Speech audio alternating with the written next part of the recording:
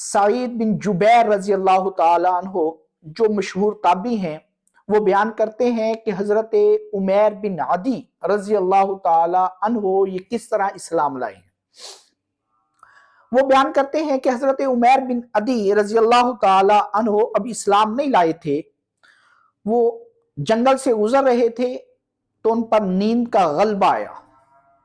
وہ سونے کے لیے انہوں نے پہلے اونٹنی کو درخت کے ساتھ باندھا، تو جب سونے لگے تو ان کو یاد آیا کہ جاہلیت کے زمانے میں یہ بات مشہور تھی کہ جنگلات میں جن ہوتے ہیں، تو جنوں سے بچنے کے لیے ایک جملہ بولا جاتا تھا۔ تو حضرت عمیر ابن عدی رضی اللہ تعالیٰ عنہ نے ایک جملہ بولا کہ اے جنوں کے سردار، میں تیری پناہ مانگتا ہوں شریر جنوں سے کہ وہ شریر جن جو ہیں مجھے تکلیف نہ دے۔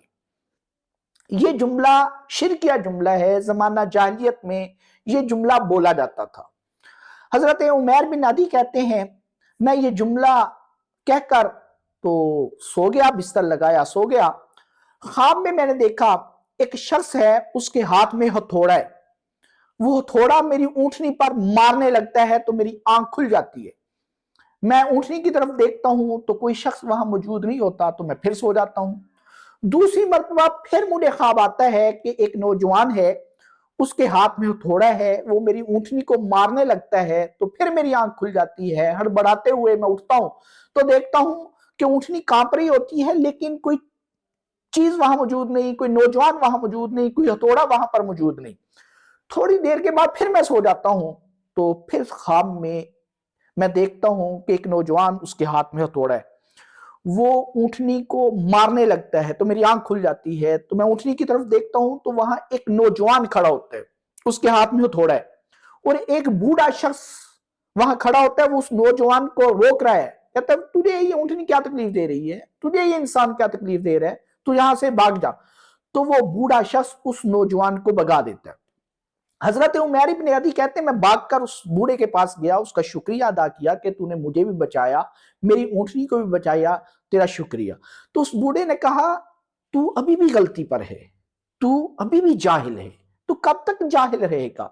یثرب میں، مدینے کا پرانا نام یثرب ہے، یثرب میں ایک نبی مبعوث ہو چکے ہیں اور تو ابھی بھی جاہلیت والے جملے بولتا ہے۔